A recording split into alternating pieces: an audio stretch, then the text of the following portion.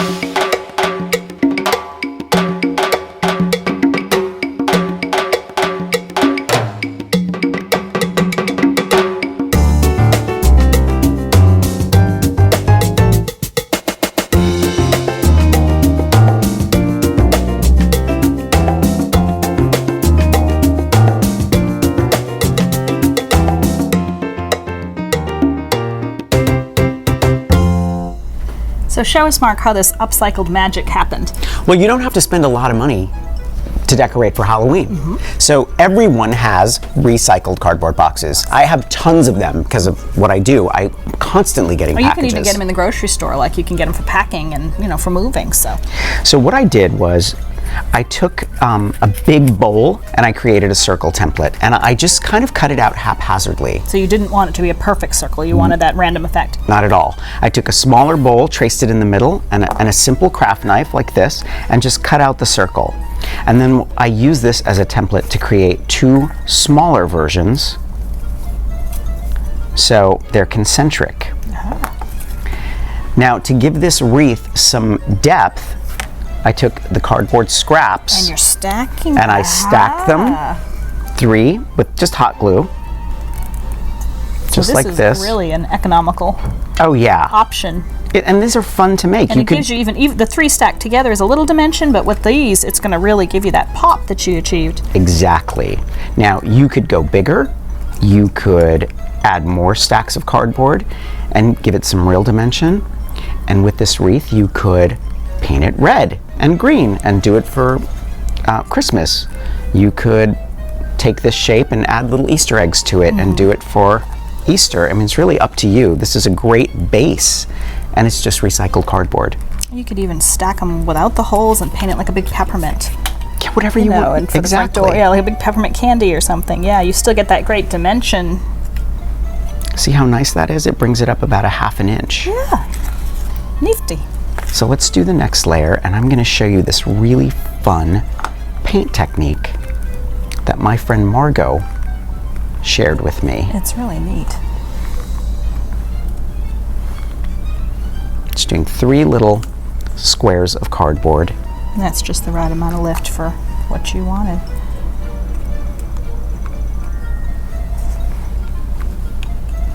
There we go. It's 2 and 3. All right, that didn't take very long at all. Add a little bit more hot glue. Now, if you don't like hot glue, if you're doing this with kids, you could use A tacky glue, like Beacon's tacky glue would work. It would take a little longer to dry, obviously, but yeah.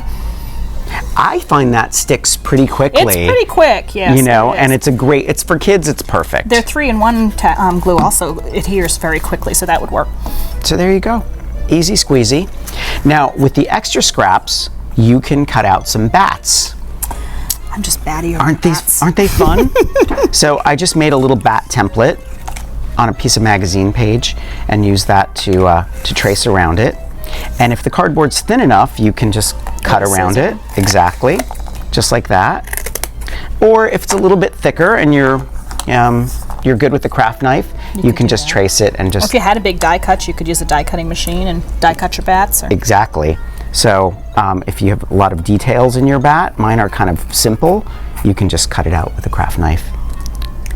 All right, now this is the fun part. now it's going to go from Because- nifty to fabulous. Okay, so I want to show you this terrific technique. Now, my assistant Julie said, wow, that looks like tin.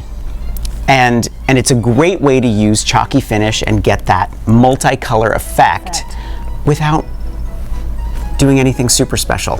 Now, this is the fun part. You're going to love this. I love the chalky finish. I can't wait to learn a new way to use it. So what I did was I started off with the, what is this one? This is Whisper.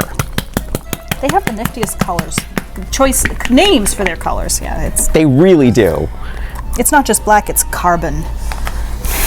And the great thing is that it covers very well. No I need to prep love your the surface finish. first, and It makes everything look chic and expensive, even this free cardboard. cardboard. Yeah. Yeah. So you just want to give a nice coat. Now I'm just going to do the top layer, and you can see how you can paint But the for rest your of wreath, it. you painted did the same technique on all 3 layers, the edges of all 3 layers, right? Exactly. Now you could paint them first before you assemble them, but that it's not really going to affect it because the middle's not going to show. So no, not really. So it's just, that would just be, you can just get in there with some paint and then add a little bit extra when we get to it. So you've got that, right? it also dries fairly quickly. That's what I like about the chalky finish paint too. All right, now here's the fun part. So we put on our first layer, the Whisper, and the next layer we're going to put on is Relic, which is a super dark gray. Now I chose the gray because I thought it would make the black bats stand out a little bit more. A little bit more contrast than just black on black. Exactly. So we won't lose the shape. So let's take this. Oh, this is so fun. And I took just a plain wooden block. Okay, you ready?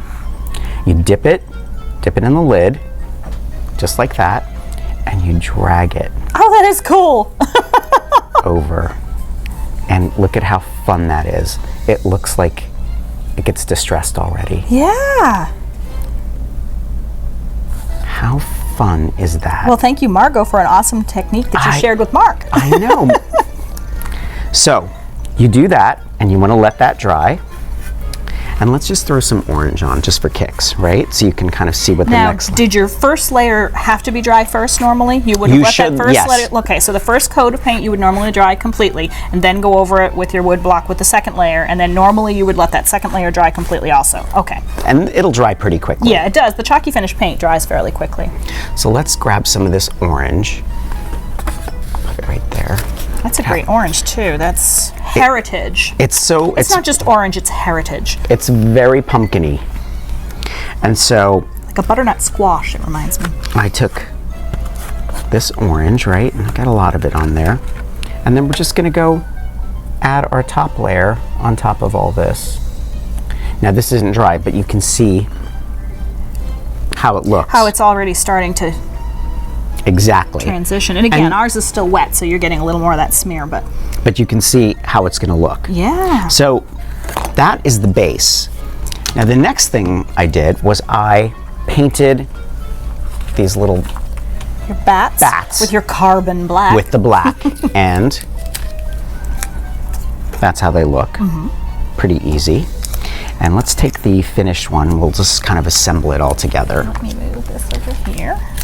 Now, you're going to want some dimension on some of the bats as well. So you can take that same technique where you stack the Layer cardboard, the cardboard.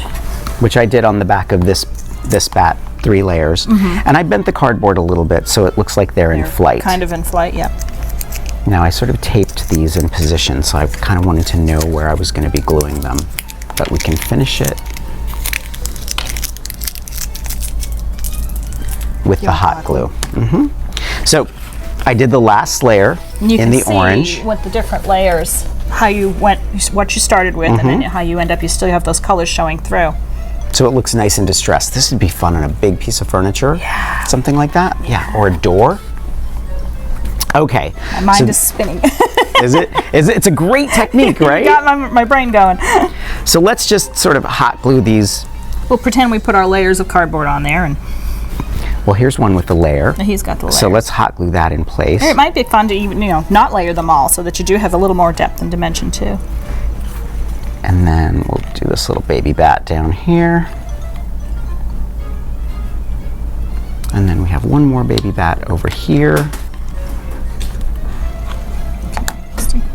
All right, hopefully that looks good since we're doing it for the camera. So we've got that. Thank you. Now, I love that you can go to a dollar store and get this The big most ribbon. fun seasonal ribbons for pennies, yes. Terrific. I mean, I think this is something like 3 or 4 yards. So Perfect for doing something fun like this. yeah. So I took some of this So much big, fun. thick ribbon, created a huge bow.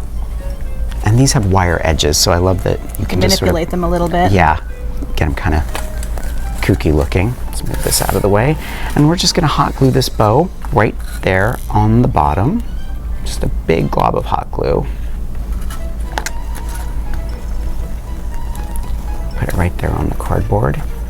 And there you have your very simple, inexpensive Halloween wreath. It's fantastic. What a great way to add to your front door some Halloween spooky fun on a budget, which is great for everybody these days with a great versatile paint line. Thank you so much, Mark, for sharing this super fun Batty wreath project. We hope you've enjoyed When Creativity Knocks All-Star Designers Holiday Series. Like us on Facebook, follow us on Twitter, and pin us on Pinterest. And don't forget to follow the link on our home page to fill out the entry form, and you'll be eligible to win a prize package full of products from all of our series sponsors.